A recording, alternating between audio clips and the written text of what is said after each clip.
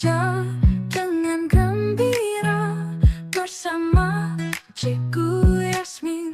Assalamualaikum dan selamat sejahtera kepada semua pendengar. Kembali kita bersiaran dalam program CY Podcast. Tajuk perbincangan kita hari ini adalah Kurikulum Prasekolah 2026, Persediaan Anak Hadapi Tahun 2040. Cuba anda bayangkan situasi ni sekejap. Situasi macam mana tu? Macam ni, bayangkan anak anda yang baru berusia 5 tahun hari ini sedang mempengerusikan sebuah perbincangan projek kecil. Wow, umur 5 tahun jadi pengerusi. Ya, dan mereka berdebat secara ringkas fasal keselamatan cyber, lepas tu bekerjasama selesaikan masalah fizik asas. Dan yang paling menarik, semua ni berlaku sebelum waktu rehat tadika bermula. Dengar macam fiction science kan? Betul, terdengar agak mustahil. Tapi hakikatnya, itulah realiti yang sedang dibentuk sekarang. Tepat sekali. Dan itulah misi kita dalam Selaman Mendalam hari ini. Kita nak bedah secara terperinci dokumen Kurikulum Prasekolah 2026 ni. Yang mana ia adalah sebahagian daripada kerangka Kurikulum Persekolahan 2027, kan? Ya, betul.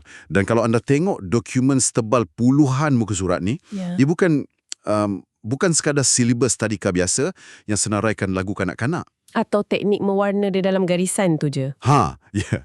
Ia jauh lebih besar daripada tu. Dokumen ni sebenarnya satu rangka tindakan kejuruteraan sosial dan kognitif yang sangat bercita-cita tinggi. Ia direka khusus untuk sediakan kanak-kanak hadapi dunia yang penuh ketidaktentuan menjelang tahun 2040 nanti. Maknanya perkara ni bukan sahaja relevan kepada para pendidik sahajalah. Memang tak. Kalau anda seorang ibu bapa yang sedang tengok anak anda main di ruang tamu sekarang atau sesiapa saja yang peduli tentang masa depan masyarakat kita 2 dekad dari sekarang, kupasan ni memang khas untuk anda. Setuju sangat. Jadi mari kita mulakan dengan matlamat utama kurikulum ni. Boleh. Kalau ikut dokumen tu, ada satu sasaran yang dipanggil melahirkan insan sejahtera. Insan sejahtera. Terma yang agak berat tu. Betul, takrifannya pun meluas. Ia bermaksud murid yang sihat secara fizikal, mental, kerohanian, lepas tu berani berkomunikasi dan ada semangat inquiry yang tinggi. Kiranya holistik lah. Ya, holistik. Tapi kan, bila saya selak bahagian falsafah pendidikan dia, terma yang digunakan mula kedengaran macam agak teknikal. Terma yang mana satu tu? Kurikulum ni dinamakan berasaskan standard dan berorientasikan kompetensi. Secara jujur ni, bila saya dengar perkataan kompetensi, fikiran saya terus melayang ke bilik temu duga corporate. KPI syarikat. Tepat sekali, macam sistem penilaian prestasi staf. Jadi persoalannya, adakah kita sedang letak beban dan jangkaan orang dewasa ke atas bahu kanak-kanak berumur 5 tahun? Persepsi tu sangat normal sebenarnya. Sebab istilah tu memang kita pinjam dari dunia profesional. Tapi aplikasinya dalam psikologi kanak-kanak, ia sama sekali berbeza. Oh, ya ke? Macam mana tu? Peralihan daripada sekadar standard kepada kompetensi ni adalah satu anjakan neurologi yang besar tau. Standard tu, ia sekadar apa yang murid patut tahu. Ia sangat pasif. Maknanya macam senarai semak je lah. Ya, macam hafal ABC. Tapi kompetensi pula, ia memaksa otak kanak-kanak menggabungkan 3 elemen secara serentak dalam satu masa. 3 elemen? Apa bendanya tu? Pengetahuan teori, kemahiran praktikal atau motor, dan yang paling penting, pemahaman adab atau nilai moral. Kiranya bukan sekadar hafal fakta untuk diuji lah ni. Betul. Ia lebih kepada macam mana maklumat itu dihidupkan dalam realiti. Mari kita ambil satu contoh yang paling asas, membasuh tangan. Okey, basuh tangan. Semua budak tadika buat tu. Ya, tapi dalam sistem tradisional, kita selalu asingkan memori daripada fungsi motor dan etika. Kanak-kanak mungkin boleh menyanyi lagu langkah membasuh tangan. Yang tu pengetahuan lah, kan? Tepat. Tapi dalam pendekatan kompetensi ni, otak kanak-kanak tu dipaksa menyalakan ketiga-tiga sektor tu serentak. Macam mana proses tu berlaku? Mula-mula, dia kena faham secara logik kenapa kuman bahayakan kesihatan dia. Lepas tu, dia mesti ada koordinasi motor halus untuk picit sabun dan gosok celah jari dengan betul. Kemahiran praktikal. Ya.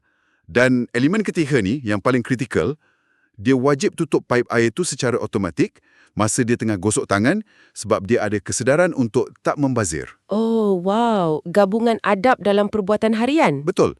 Rutin harian yang nampak remeh tu sebenarnya dah diubah jadi satu latihan berterusan untuk memupuk pertimbangan moral. Itulah yang dituntut oleh konsep kompetensi ni. Menarik. Maknanya anda sedang beritahu saya yang kita sebenarnya sedang melatih laluan neural dalam otak mereka Ya, betul. supaya mereka sentiasa kaitkan tindakan fizikal dengan tanggungjawab. Tepat sekali. Itulah asas mekanismenya. Kalau macam tu, mari kita beralih kepada enjin utama kurikulum ni. Kalau insan sejahtera tu destinasinya, dokumen ni ada gariskan 7 kompetensi utama. Betul, 7 enjin penggerak. Saya senaraikan sekejap ya. Perkembangan diri, komunikasi, tanggungjawab, fasih digital, literasi pelbagai, kemahiran berfikir dan pembelajaran sepanjang hayat. Lengkap. Tapi kan, bila tengok senarai ni, saya sejujurnya ada rasa skeptikal sikit pada beberapa bahagian. Weh, kenapa pula? Contohnya bahagian literasi pelbagai. Tanggapan pertama saya, ini mesti budak-budak mula diajar membaca dalam 2 atau 3 bahasa berbeza pada usia awal. Saya faham. Itu adalah literasi tradisional. Sekadar keupayaan mengecam huruf kan? Ya, setakat bunyikan perkataan. Tapi literasi pelbagai dalam dokumen ni melangkaui sempadan tu secara drastik. Drastik macam mana tu? Ia menuntut pendedahan kepada literasi visual, literasi budaya dan yang lebih mengejutkan saya, literasi kritis untuk kanak-kanak prasekolah. Tunggu sekejap. Literasi kritis untuk budak 5 tahun? Adakah mereka dijangka nak analisis teks sastra ke atau berita politik? Taklah sampai macam tu. Habis tu, macam mana mekanismenya berfungsi di dalam kelas tadika? Mekanismanya bermula dengan mempersoalkan persekitaran mereka sendiri. Literasi kritis pada usia ni bermaksud keupayaan untuk tidak terima sesuatu secara membuta-tuli. Boleh bagi contoh tak? Boleh. Katakanlah guru tengah bacakan sebuah buku cerita dan watak serigala sentiasa digambarkan sebagai jahat. Cerita klasik lah ni. Ya, guru yang amalkan literasi kritis ni akan berhenti membaca sekejap dan tanya murid tu, kenapa penulis lukis serigala ni dengan warna gelap dan gigi yang tajam ya? Adakah semua serigala kat luar sana berniat jahat? Oh, wow. Soalan macam tu memaksa mereka berfikir di luar kotak. Tepat. Kanak-kanak mula belajar yang setiap maklumat sama ada gambar atau cerita dicipta dengan niat tertentu. Mereka dilatih untuk tapis maklumat, faham emosi rakan yang menangis kat sebelah mereka dan sedar kepelbagaian budaya tanpa ada prejudis. Benda ni macam membina perisai kognitif yang kuat untuk mereka. Sangat kuat. Dan kalau kita bercakap pasal perisai kognitif ni, saya rasa ia sangat berkait rapat dengan satu lagi kompetensi, iaitu fasih digital. Topik hangat zaman sekarang. Plan dengan cepat atau muat turun game di tablet tanpa bantuan kita. Dan kurikulum ni melihat kebolehan meleret skrin macam tu sebagai satu kemahiran mekanikal yang sangat rendah nilainya. Serius lah. Jadi, apa yang dimaksudkan dengan fasih digital kat sini? Fasih digital yang cuba diterapkan adalah tentang pembinaan pengguna ekosistem digital yang beretika. Beretika macam mana tu? Ini baru masuk elemen keselamatan cyber yang asas dan juga kesedaran had waktu layar. Macam screen time tu lah. Ya, di dalam kelas, benda ni mungkin dilaksanakan melalui simulasi peranan. Murid belajar yang maklumat pribadi mereka tak boleh dikongsi dengan orang yang tak dikenali di dunia maya. Sama macam di dunia fizikal. Betul. Mereka juga didedahkan dengan penciptaan kandungan. Supaya mereka faham beza antara jadi pengguna pasif yang asyik tengok skrin berjam-jam berbanding jadi pencipta yang guna teknologi sebagai alat. Menarik sangat benda ni. Biar saya rumuskan pendekatan kompetensi ni dengan satu analogi ya, sebab saya dah mula nampak corak gambaran besar dia. Silakan. Saya suka dengar analogi. Sebelum ni, falsafah pendidikan kita seolah-olah anggap mindah kanak-kanak ni macam memori cakra keras atau hard disk yang kosong. Ya, masuk saja data. Betul, kita hanya muat turun pelbagai aplikasi secara paksa. Suruh hafal formula matematik, ingat ejaan haiwan, salin bentuk huruf. Kalau aplikasi tu tak jalan, kita rotan atau denda. Pendekatan lama. Ya, tapi bila saya tengok 7 kompetensi ni, ia sebenarnya macam satu operasi menaik taraf sistem asas. Satu OS upgrade secara besar-besaran pada minda mereka. Wah, tepat analogi tu. Kan, daripada memaksa maklumat masuk, kurikulum ni naik taraf kapasiti pemprosesan otak mereka. Kemahiran berfikir secara kritis, pembelajaran sepanjang hayat. Supaya nanti bila tiba tahun 2040, tak kira apa pun perisian teknologi baharu yang muncul, otak mereka dah sedia. Ya, mereka dah ada sistem yang terguh untuk proses dan selesaikan cabaran tu secara automatik. Betul, tapi di sinilah timbulnya sedikit persoalan logistik di fikiran saya. Persoalan macam mana tu? Kalau kita betul-betul cuba nak naik taraf sistem operasi kognitif budak-budak ni, supaya mereka pandai fikir kritis dan selesaikan masalah, kita tak mungkin boleh laksanakan benda tu kalau kita paksa mereka duduk diam di kerusi. Duduk tersusun dalam barisan lurus tu. Ya, menghadap papan putih selama 4 jam sehari. Itu tak masuk akal. Pemerhatian yang sangat tajam. Perkara ni bawa kita terus kepada 2 teras strategi pengajaran di dalam dokumen ni. Apa teras tu? Pertama, amalan bersesuaian perkembangan atau singkatannya ABP, dan kedua, konsep thinking classroom atau pembelajaran berfikrah. Boleh jelaskan sikit fasal ABP ni? Boleh. ABP ni adalah kunci utama. Ia ikat guru kepada satu prinsip psikologi yang tak boleh dikompromi langsung. Apa prinsipnya? Setiap sesi pengajaran wajib diselaraskan dengan tahap kognitif, emosi dan kemahiran motor murid. Dokumen ni tegaskan dengan sangat jelas bahawa bermain merupakan fitrah. Maknanya bermain tu bukan sekadar buang masa? Sama sekali tidak. Bermain dalam konteks ni bukan aktiviti selingan sementara tunggu ibu bapa datang jemput. Ia adalah instrumen pengajaran kognitif yang paling utama. Ruang kelas nanti akan dipenuhi dengan pelbagai pusat pembelajaran atau sudut penerokaan fizik. Faham. Tapi apabila mereka berada di sudut penerokaan tu, macam mana guru nak wujudkan thinking classroom tu? Maksud anda? Maksud saya, adakah guru biar je mereka bersepah main bongkar kayu dengan harapan budak-budak tu tiba-tiba faham konsep matematik secara magic? Taklah macam tu. Di sinilah letaknya kepakaran pedagogi seorang guru. Guru beralih peranan daripada orang yang bagi arahan kepada arkitek pemikiran, terutamanya melalui satu teknik psikologi yang dipanggil scaffolding. Scaffolding? Macam struktur pembinaan tu? Ya, konsepnya lebih kurang. Bayangkan situasi ni, sekumpulan murid sedang cuba bina sebuah menara guna blok binaan yang berlainan bentuk. Tiba-tiba, menara tu runtuh. Mesti budak-budak tu rasa kecewa. Betul. Otak mereka akan tengok kejadian tu sebagai satu kegagalan, satu jalan buntu. Dalam kelas tradisional, guru mungkin akan cepat-cepat campur tangan. Guru akan cakap, letak blok yang besar kat bawah. Ya, dan itu secara tak langsung membunuh proses penemuan mereka. Oh, ya juga. Guru dalam kelas berfikrah ni takkan bagi jawapan terus macam tu. Melalui scaffolding, guru akan bina satu jambatan sementara untuk minda mereka. Macam mana guru tu buat? Guru akan tanya soalan terbuka. Contohnya, agak-agaknya, kenapa menara kita ni tumbang tadi ya? Apa yang jadi kat bahagian bawah bila blok atas ni diletakkan? Menarik. Soalan tu memaksa mereka cari jawapan sendiri. Betul. Ia memaksa korteks prefrontal kanak-kanak tu untuk mainkan semula atau rewind insiden tu dalam minda mereka. Mereka kena kenal pasti kelemahan fizikal struktur tu, lepas tu bina laluan neural baharu untuk cipta solusi bersama rakan-rakan. Wah, kiranya dalam satu aktiviti tu mereka belajar fizik asas, geometri, pengurusan emosi, sebab menara runtuh dan siap belajar berdebat lagi. Semuanya berlaku serentak. Hebat. Saya mula nampak macam mana tekanan tu sengaja diberikan pada struktur mental mereka untuk memaksa pertumbuhan. Tapi bila bercakap pasal rutin kelas, ada satu fakta dalam dokumen ni yang ubah perspektif saya sepenuhnya. Fakta fasa apa tu? Fasal waktu rehat. Peruntukan masa untuk waktu rehat disenaraikan sebagai 200 minit seminggu. Ya, betul. Tapi yang mengejutkan saya, ia tak diletakkan sebagai masa terluang. Ia dikategorikan secara rasmi di bawah pembelajaran bersepadu. Bahagian ni memang saya suka. Maksudnya, waktu rehat dikira sebagai waktu pengajaran dan pembelajaran.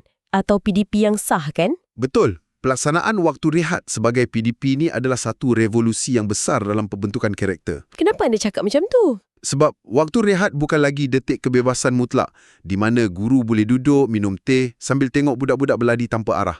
Ia dah jadi sebuah sesi makmal live action. Uji fungsi eksekutif otak. Dalam 200 minit seminggu ni, penggiliran kepimpinan berlaku. Sekumpulan murid mungkin ditugaskan jadi petugas hari tu. Apa tugas mereka? Mereka kena susun kedudukan rakan-rakan, bantu hidangkan makanan, pastikan semua orang beratur nak basuh tangan, baca doa makan dengan jelas kat depan kelas. Dan kena kawal motor halus juga kan, supaya tak tumpahkan kuah. Ya, ia merupakan simulasi tanggungjawab komuniti yang sebenar. Bukannya sekadar duduk diam di meja tunggu disuap oleh guru. Betul. Dan kalau anda perasan, persekitaran tadika tu sendiri memainkan peranan mendidik. Kurikulum ni ada perkenalkan konsep persekitaran fizikal sebagai guru ketiga. Guru ketiga? Persekitaran yang mengajar? Ya. Persekitaran bukan lagi sekadar latar belakang yang pasif. Contohnya, kat kawasan taman permainan, dokumen menyarankan kita sediakan peranggu loceng angin atau wind chimes. Wind chimes? Untuk apa tu? Dan juga elemen bertekstur pada permukaan dinding atau lantai. Ia bukan nak bagi tadika nampak cantik atau estetik semata-mata, tapi ia adalah alat pemetaan sensori kognitif. Oh, supaya bila mereka sentuh, otak terima maklumat. Ya, apabila kanak-kanak bergerak, sentuhan dan bunyi yang terhasil terus hantar rangsangan kepada otak mereka. Dan di dalam kelas pula, ada tekanan untuk memamerkan semua hasil kerja murid. Tapi biasanya cikgu hanya pamer lukisan yang cantik-cantik je kan? Kurikulum ni nak ubah benda tu. Bukan lukisan yang nampak sempurna di mata orang dewasa saja yang ditampal. Corak yang sengit-sengit, yang tak menentu pun wajib dipamerkan. Kenapa pula macam tu? Sebab ia bina keselamatan psikologi, ia beritahu kanak-kanak tu bahawa proses mencuba adalah jauh lebih bernilai daripada kesempurnaan hasil akhir. Falsafah yang sangat mendalam. Benda ni bawa saya kepada satu persoalan yang agak kritikal. Dan saya rasa ramai ibu bapa kat luar sana pun terfikir benda yang sama. Persoalan fasal apa tu? Penilaian. Kalau keseluruhan struktur pendidikan ni fleksibel, asyik bermain, buat projek dan simulasi komuniti, macam mana sekolah nak nilai grade anak-anak ni? Markah peperiksaan lah ni. Yalah, kita kena realistik. Ramai ibu bapa ada kecenderungan nak bandingkan kelajuan anak membaca atau keupayaan anak jawab soalan ujian matematik. Adakah pentaksiran formal wujud untuk mereka ni? Jawapan pendeknya, tidak. Kurikulum ni meletakkan garis sempadan yang sangat keras terhadap amalan membandingkan tu. Maknanya memang ada larangan mutlak lah. Ya, proses pentaksiran prasekolah tidak boleh sama sekali bertujuan untuk membandingkan murid atau nak melabel kecerdasan mereka berdasarkan hierarki. Pendekatan asingkan kelas budak pandai dan kelas budak lemah tu bertentangan sepenuhnya dengan semangat dokumen ni. Kalau macam tu, apa fungsi pentaksiran mereka? Pentaksiran di sini bersifat diagnostik murni. Maknanya, guru cuma nak kenal pasti di tahap mana perkembangan anak tu berada untuk merancang intervensi yang sesuai, bukan untuk hukum atau label dia. Tapi kalau tak ada kertas ujian bertulis, macam mana nak buat penilaian tu dengan adil? Melalui pemerhatian berterusan di dalam suasana yang semula jadi. Cikgu catat apa yang murid buat. Betul, guru akan dokumentasikan tingkah laku mereka, analisis gaya bahasa masa mereka bersembang sesama sendiri, dan nilai portfolio karya dari pusat pembelajaran tu. Ada sistem pemarkahan tak? Penilaian ni diukur melalui tahap penguasaan, iaitu TP1 hingga TP3. Dan apa yang pisahkan kurikulum ni daripada sistem lama adalah tafsiran pencapaian tahap tertingginya, iaitu TP3. Bukankah TP3 tu bermaksud murid yang paling cepat jawab soalan? Sama sekali tidak. Dokumen ni mentakrifkan TP3 sebagai keadaan di mana murid berupaya aplikasikan pengetahuan dan kemahiran ke dalam satu perbuatan dengan beradab. Tunggu, kalau seorang kanak-kanak tu sangat pintar, dia berjaya bina menara blok tadi dengan pantas. Okey. Tapi, dia berjaya sebab dia rampas blok tu daripada tangan kawan dia menengking dan tak nak berkongsi langsung. Secara teknikalnya, dia tak layak dapat TP3. Tepat sekali pemahaman anda. Dari sudut pemerhatian holistik, pencapaian kognitif dia tinggi, tapi pencapaian kompetensi dia belum lengkap sebab elemen adab dan kelakuan tu masih lompang. Wow, perkataan beradab tu betul-betul jadi syarat tertinggi kejayaan ya? Ya. Dan inilah sebabnya ekosistem penilaian ni tak boleh terhenti setakat di pagar sekolah saja. Ada kaitan dengan ibu bapa juga ke? Sangat berkait. Laporan komprehensif ni, portfolio ni semua wajib diserahkan kepada anda sebagai ibu bapa. Dokumen tetapkan yang kesinambungan maklumat antara ibu bapa, guru tadika dan guru tahun 1 nanti amat kritikal. Maksudnya, ibu bapa tak boleh sekadar hantar anak pagi-pagi, lepas tu harap dapat report kat cemerlang hujung tahun. Betul. Anda sebagai ibu bapa dijangka untuk kongsi pemerhatian di rumah juga. Kalau ada tingkah laku unik atau kesukaran yang anak hadapi, kena beritahu guru. Sebab kalau wujud kelompangan antara rumah dan sekolah, perancangan pendidikan tu boleh terbantut kan? Sesungguhnya, lebih-lebih lagi untuk mereka yang perlukan bantuan khusus. Sebab tu, wujud inisiatif macam program Prospim dalam kurikulum ni. Prospim? Apa fungsinya tu? Ya, fokus kepada pengesanan awal untuk intervensi murid berkeperluan khas. Otak budak umur 5 ke 6 tahun ni ada keplastikan yang sangat tinggi tau. Mudah dibentuk lagi lah. Ya. Jadi, kalau guru nampak corak kesukaran memproses maklumat di sekolah dan ibu bapa pun sahkan corak yang sama berlaku di rumah, intervensi pakar boleh dilakukan dengan sangat pantas. Diagnosis awal lah ni. Betul. Diagnosis awal ni boleh selamatkan potensi masa depan mereka daripada terus tercicir bila masuk sekolah rendah nanti. Bila saya selusuri semua hujah ni, jelas kepada saya yang kurikulum prasekolah 2026 ni bukan sekadar kemaskini buku panduan guru. Ia jauh lebih besar dari itu. Ya, ia sebenarnya menuntut satu rombakan struktur kebudayaan pendidikan kita secara menyeluruh. Ia macam memaksa kita buang mentaliti kilang yang asyik nak keluarkan murid seragam ya. Setuju. Sebaliknya, kurikulum ni kembali memartabatkan pengalaman bermain sebagai instrumen kognitif tertinggi. Ia nak pupuk daya tahan psikologi budak-budak ni supaya tak takut gagal. Dan jangan lupa, ia menanam kumpas moral yang kuat. Betul tu, terutamanya di tengah-tengah dunia yang mula didominasi oleh teknologi dan kecerdasan buatan. Boleh saya tambah satu perkara lagi? Silakan. Kurikulum ni dah lukiskan rupa bentuk masa depan untuk kita. Tapi realitinya, ia sangat bergantung kepada penglibatan aktif kita semua pada masa sekarang. Maknanya bukan cikgu je yang kena main peranan. Ya, ekosistem pendidikan tak wujud dalam ruang hampa atau terkurung antara 4 dinding sekolah tu. Ia bermula dari cara anda berkomunikasi dengan anak di meja makan, kualiti rangsangan di ruang tamu, sampailah kepada persekitaran tempat mereka bermain di luar. Komuniti pun kena main peranan bina watak mereka. Tepat, guru bina asas di sekolah, tapi masyarakat kena suburkan perkembangan tu di dunia luar. Menuju ke penutup perbincangan mendalam kita ni, mari kita buat sedikit unjuran masa. Kita dah habiskan masa bongkar sebuah dokumen yang merangka proses pembentukan manusia yang sangat menyeluruh. Satu pelaburan masa depan. Ya, kita sedang melatih anak-anak kecil ni jadi insan yang berani soal sekeliling secara kritis. Kita ajar mereka terjemah maklumat digital supaya tak jadi mangsa manipulasi. Dan ada kebebasan psikologi untuk suarakan emosi dengan beradab. Betul. Tapi kan, ini bawa saya terfikir sesuatu. Apa dia tu? Apabila kanak-kanak prasekolah 2026 ni membesar sebagai insan sejahtera dan mereka akhirnya melangkah masuk ke pasaran pekerjaan global sekitar tahun 2040 nanti, Ya, satu realiti yang tak lama pun lagi. persoalannya, adakah kita generasi orang dewasa hari ini yang selesa dengan struktur hierarki tradisional? Yang terbiasa dengan budaya patuh tanpa soal di tempat kerja? Adakah kita ni benar-benar bersedia? Bersedia untuk apa tu? Bersedia untuk mengurus dan diuruskan oleh minda-minda yang sebebas dan sehebat mereka. Wah, itu satu persoalan provokatif yang betul-betul menuntut muhasabah. Sesuatu yang patut kita renungkan bersama. Adakah institusi kita hari ini cukup anjal untuk tampung potensi masa depan mereka? Tepat sekali. Sesuatu yang pasti buatkan kita semua berfikir panjang. Teruskan perbincangan ini dengan rakan-rakan anda, teruskan mempersoal.